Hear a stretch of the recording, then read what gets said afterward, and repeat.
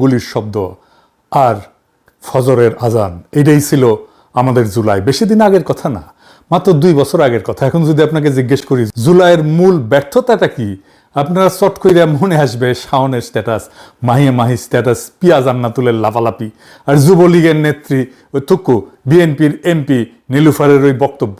হাসিনার পুলিশের কাছে স্নাইপার ছিল না, কিন্তু কথা হইতেছে যুবলীগ নেত্রী নীলুফার থুকু বিএনপির এমপি নীলুফারের ওই বক্তব্যটাই তো ভুল। পুলিশের কাছে স্নাইপার তো ছিল এবং আছে, কয়েক দফায় তারা স্নাইপার কিনছে। জুলাই অভ্যুত্থানের সময় স্নাইপাররা কারা ছিল? বাংলাদেশ পুলিশের সোয়াট এবং সিআরটি নামে 2টা স্পেশালাইজড ব্রাঞ্চ আছে। এই 2 ব্রাঞ্চে স্নাইপার ট্রেনিং পায়, মানে পুলিশের 2টা ব্রাঞ্চে ডেডিকেটেড স্নাইপার থাকে। আবার ওইদিকে র্যাবের বিশেষ স্নাইপার টিম আছে দেখেন, আর একদিকে বিজিবির স্নাইপার টিম আছে, তাদের ইনভেন্টরিতে 1500-র বেশি টাইপ 85 থান্ডারবোল্ট এক্সট্রিম টাইপের স্নাইপার রাইফেল আছে। আর সেনাবাহিনী, বিমান বাহিনী, নৌবাহিনীর কথা বাদই দিলাম, এদের প্রত্যেকেরই highly train dedicated sniper team আছে। প্রায় 10 থেকে 15 রকমের আমেরিকান, ব্রিটিশ, টার্কিশ ব্র্যান্ডের হাজার হাজার স্নাইপার বন্দুক আছে। জুলাই অভ্যুত্থানের সময় মাঠে তো শুধু পুলিশ না, বিজিবি ছিল, র্যাব ছিল, সেনাবাহিনী ছিল, এমনকি বিমান বাহিনী পর্যন্ত সারা দেশে ডেপ্লয় করা হয়েছিল। এছাড়া 2021 থেকে 23 পর্যন্ত সরকারি হিসাব মতেই পুলিশের জন্য প্রথাগত নিয়ম ভেঙা 1000 কোটি টাকার military grade semi automatic rifle কেনা হয়েছে।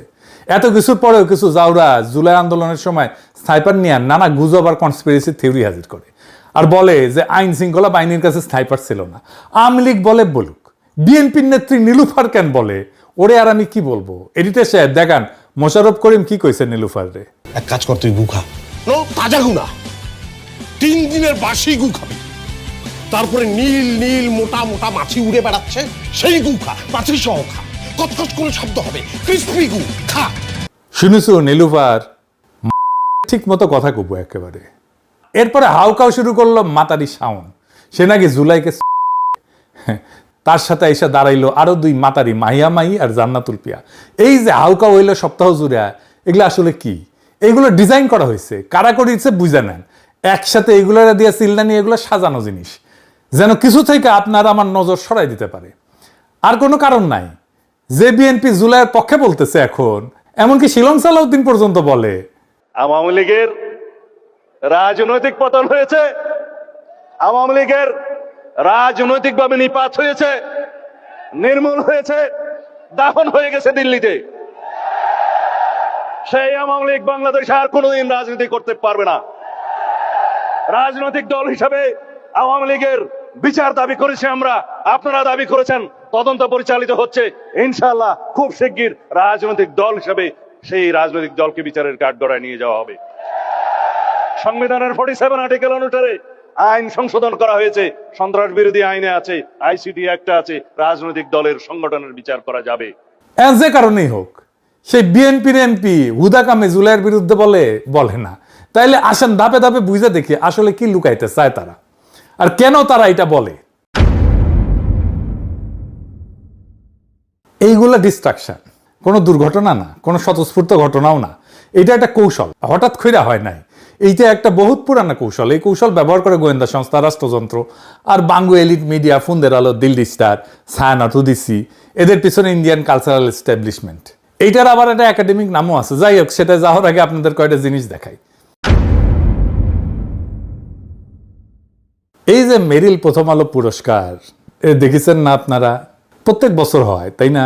এখন আমার একটা কথা বলেন তো, ওইখানে পুরস্কারটা আসলে কি, কে পাইলো, কোন বিভাগে কে জিতলো, এটা কেউ মনে রাখে? মনে করেন তো, শেষ কবে কাউরে বলতে শুনছেন আমি মেরিল প্রথম আলো পুরস্কার পাইছি? তারে পরিচয় করে দেওয়া হইতেছে, উনি কলে মেরিল প্রথম আলো পুরস্কার পাইছে। শুনিছেন? শোনেন নাই? আপনাদের কি মনে আছে? নাই তো, কেউই মনে রাখে না কে পাইলো। তাহলে মানুষ মনে রাখে কি? মনে রাখে ওই স্টেজে কি হইলো, কোন নায়িকা নাচলো, কে কি পোশাক পরে আসলো, কার সাজ কেমন ছিল, এটাই আসল প্রোডাক্ট। পুরস্কারটার নিছক একটা মোড়ক, ভিতরের আসল পণ্যটা হইল সুন্দরী নারীর দৃশ্য। কারণ দুনিয়ায় সুন্দরী নারী একটা গুরুত্বপূর্ণ কৌশলগত সম্পদ, স্ট্র্যাটেজিক অ্যাসেট। এটা মনে রেখেন, এটা ইন্ডিয়া জানে, আওয়ামী লীগ জানে, বাঙ্গু বামেরা খুব ভালো করে জানে। এটা কথা কইয়ে রাখি, এইগুলোরে সুন্দর বানানো হয়, সুন্দর না করলে ওরা। যাই হোক, ওইদিকে আর না যাই। এই জন্যই খেয়াল করে দেখেন, আর্ট, কালচার, সিনেমা, নাচ, নাটক, গান, অভিনয়, মডেলিং, এই গোটা সাংস্কৃতিক পরিসরটা সিংহভাগ কাদের দখলে? হিসাব করে দেখেন। এরাই ইন্ডিয়ান আধিপত্যের অংশ। জামাতের কথা বাদই দেন, ওদের তো এখানে ঢোকার প্রশ্নই আসে না। কিন্তু বিএনপির কেউ আছে এই জায়গায়? নাই। পুরা সাংস্কৃতিক পরিসরটা একটা নির্দিষ্ট বলয়ের হাতে, আর সেই বলয়টা কোন দিকে হেলানো সেটা আপনি নিজের চোখে দেখতে পান। এই সুন্দরী নারীরা যে কাজটা করে সেটা হইল সবচেয়ে কম খরচে সবচেয়ে বেশি লাভ তুলে আনে ইন্ডিয়ান স্ট্যাবলিশমেন্টের জন্য, আওয়ামী লীগের জন্য, বামেদের জন্য। কম বিনিয়োগ, চড়া মুনাফা। এইবার আসেন এই পুরা খেলাটা দেখি, কেমনে পরিচিত নারী মুখ দিয়ে রাজনৈতিক বার্তা ছড়ায় দেওয়া হয় সবচেয়ে কম খরচায়, সবচেয়ে কার্যকরভাবে। হ্যালো এফেক্ট বলে একটা কথা আছে, মার্কেটিংয়ে পড়ানো হয়। বাংলায় বলতে পারেন জ্যোতির্বলয় প্রভাব। সহজ কথা, একটা সুন্দর মুখ দেখলে আমাদের মন আপনা আপনি ধরে নেয় যে মানুষটা ভালো, বুদ্ধিমান, বিশ্বাসযোগ্য। আমরা গইলা যাই কোনো প্রমাণ ছাড়াই, তার কোনো যোগ্যতার প্রমাণ দেওয়া ছাড়াই আমরা গইলা যাই। 1979 সালে গবেষক শেলিস চেইকেন একটা পরীক্ষা করে দেখছিলেন যে একই কথা যদি একজন আকর্ষণীয় চেহারার কেউ বলে আর একজন সাধারণ চেহারার কেউ বলে, মানুষ আকর্ষণীয় চেহারার জনেরটা বেশি বিশ্বাস করবে। কথা এক, শুধু মুখ আলাদা, কিন্তু ফলাফলও আলাদা। এখন এইটা রাজনীতিতে গোয়েন্দা কার্যক্রমে কি করে? এখানে দুইজন গবেষক, কার্ল পামার আর রল্ফ পিটারসন, সরাসরি এটা একটা গবেষণা করেছিলেন। এটার নাম ছিল রাজনৈতিক বিশেষজ্ঞতায় উপলব্ধিতে সৌন্দর্যের প্রিমিয়াম। মানে রাজনীতি বিষয়ে জ্ঞান দেওয়ার ক্ষেত্রে সুন্দর মুখের কোনো আলাদা ভূমিকা আছে কিনা ওরা ম্যাপে দেখাইছেন। যাদের রাজনীতি জ্ঞান কম কিন্তু চেহারা সুন্দর, তারা অন্য মানুষের ভোট আর মতামত বেশি প্রভাবিত করতে পারে। বুঝেন ব্যাপারটা? জ্ঞান না, চেহারাই মানুষকে বাধ্য করে একজনকে রাজনীতি বোঝেন এমন কেউ হিসেবে মাইনে নিতে। এইখানে যা বিনিময় হয় সেটা তথ্য না, যুক্তি না, দলিল না। সুন্দর মুখটা কথাটা প্রমাণের আগেই বিশ্বাসযোগ্য করে তোলে। মানুষ যুক্তি বিচার করার সুযোগই পায় না, মুখ দেখে তার আগে মন ঠিক করে ফেলে। বিজ্ঞাপনের নারী, রাজনীতির নারী একই খেলা। আমরা সবাই জানি পণ্যের বিজ্ঞাপনে নারী দেহ কিভাবে ব্যবহার করা হয়। সাবান থেকে মোটরসাইকেল, বাইক থেকে সিমেন্ট, সবকিছু বেচতে একটা সুন্দরী মুখ লাগানো হয়। ফিল্ম নিয়ে করা গবেষক লরা মার্ভি এই দৃষ্টিটা একটা নাম দিছিলেন, নারীকে দর্শকের চোখে ভোগের বস্তু বানায় ফেলা। বিজ্ঞাপনে আকর্ষণটা দিয়া পণ্য গেলায়। রাজনীতি ঠিক একই কৌশল ধার করতেছে, শুধু পণ্যটা বদলাইছে। এইবার যে পণ্য বেচা হইতেছে সেটা একটা রাজনৈতিক অবস্থান, একটা বানানো বিতর্ক, একটা ডিস্ট্রাকশন। মডেল আর নায়িকা এখানে নিখুঁত পছন্দ দুইটা কারণে। এক, তাদের মুখ মানুষ আগে থেকে চেনে। দুই, ওই হ্যালো এফেক্ট কইছি না, জ্যোতির্বলয় প্রভাব, তাদের হইয়া অর্ধেক কাজ আগে কইরা রাখে। যুক্তি লাগে না, শুধু মুখটা লাগে। আর এই মুখগুলা রিক্রুট করার জায়গা কোথায়? নাটক, সিনেমা, গান, নাচ, মডেলিং। এই জায়গাগুলোতে সুন্দর মুখের মানুষের আনাগোনা। চেহারা বা ফিগার সুন্দর না হইলেও মেকআপ দিয়ে এমন বানানো হয় যেন একেবারে বেহেশতের হুর। তো এর মধ্যে নীলুফার কেন, রাজনৈতিক নেত্রী কেন? আসেন এটা বুঝে দেখি। খেয়াল করে দেখেন, মাঠে নামা মুখগুলার বেশিরভাগই নায়িকা, মডেল, কিন্তু সবাই না। ভিড়ের মধ্যে একজন নায়িকা না, একজন রাজনৈতিক নেত্রী, নীলুফার। এটাই আসল খেলা। নীলুফারও ওই একই ইন্ডিয়ান কারখানার মাল। আর দেখেছেন না কি আরামে হাসিনার আমলে টকশো কইরা পার হইয়া গেল। কোনো গ্যাঞ্জামের মধ্যে নাই, কোনো মামলা নাই, কোনো জেলখানা নাই, কোনো প্রোগ্রামেও সে থাকতো না। এটা একটা প্রশ্ন, এটা আগে বললাম, সুন্দর মুখ দেখে মানুষ গইলা যায়, তাহলে নায়িকা দিয়ে তো কাজ শেষ, নেত্রী লাগে কেন? পেঁচটা ধরেন। সুন্দর মুখ দেয় মনোযোগ, মুহূর্তের সম্মতি, চোখ আটকায়, মন গলে, কিন্তু এটা ক্ষণস্থায়ী। ভিতরে ভিতরে মানুষ জানে নায়িকা রাজনীতি বুঝে না, গ্ল্যামার আছে, ওজন নাই। সিরিয়াস ইস্যু শুধু নায়িকা দিয়ে দাঁড় করানো যায় না। এইখানে নেত্রী লাগে। নায়িকা দরজা খোলে, নেত্রী ভিতরে চেয়ার পাইতা বসে। নেত্রী সেইটা আনে যেটা নায়িকার নাই, ওজন, সিলমোহর। সে দাঁড়াইলে মানুষ ভাবে ও তাইলে এটা শুধু নাচ গান না, এটা শুধু গ্ল্যামার না, এর সাথে দু একটা সাংবাদিক, শিক্ষক জুড়ে দিলে জমে যাইতো। করতে পারিনি, টাইম পাইনি। প্রত্যেকের আলাদা কাজ। নায়িকা টানে চোখ, নেত্রী দেন রাজনৈতিক সিলমোহর।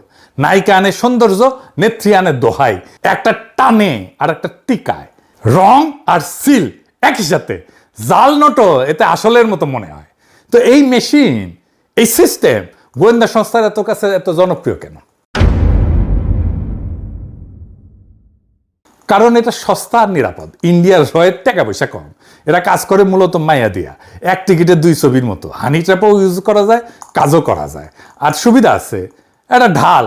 পুরুষকে কথা কইলে বিরোধীরা তারা ছিঁড়া ফেলতো একেবারে, কিন্তু কথাটা নারীর মুখ দিয়ে বাইর করেন। এইবার কেউ পাল্টা কিছু করলে রব উঠবে, নারী বিদ্বেষী, নারীর গায়ে হাত। সমালোচক পিছায় যায়। বার্তা ছোটে, কিন্তু বার্তা বাহকরে ধরা যায় না। নারী মুখ এইখানে বুলেট প্রুফ জ্যাকেট একটা। 2 নাম্বার টনিক। আওয়ামী লীগের তৃণমূলের কর্মীরা মাঠে নামতেছে, মাইর খাইতেছে, জেলে যাইতেছে, মামলা খাইতেছে, এদের চাঙ্গা রাখা লাগে। এখন একটা সুন্দর মুখ দলের হইয়া কথা বললে কর্মী গরম হয়, উত্তেজনা বাড়ে, উদ্দীপনা বাড়ে। ক্রিকেট মাঠে সিয়ার লিডারদের মতো দেখেছেন না, টেকা দিলে আইসা নাইচা যায়। কাজ ওইটাই, মনোবল ইনজেক্ট করে ভিতরে। 3 নাম্বার কম খরচা, চড়া মুনাফা। যুক্তির ন্যারেটিভ বানাইতে গবেষণা লাগে, মাথা লাগে, তথ্য লাগে, দলিল লাগে, খাটনি লাগে, খরচা আছে, তাও ধরা খাওয়ার ভয় আছে। তার বদলে 4টা সেনা সুন্দর মুখ নামাই দেন, খরচ শূন্য, রিটার্ন বিশাল, চোখ টানে, মিডিয়া কাভার করে, ভাইরাল হয়, আসল প্রশ্ন চাপা পড়ে। এটাই লো কস্ট হাই রিটার্ন। শুরুতে যে কইছিলাম না কম বিনিয়োগে চড়া মুনাফা, এটা তার হিসাব। যে কোনো ধূর্ত ক্ষমতা এই হিসাবটা জানে, গোয়েন্দা সংস্থা তো জানে, ইন্ডিয়া তো জানে, বামেরা তো জানে, আওয়ামী লীগ তো জানে। এই যে এই মাতারিগুলো এত নির্লজ্জ, এটা প্রমাণ দিতেছি। অনেকে হয়তো জানে না।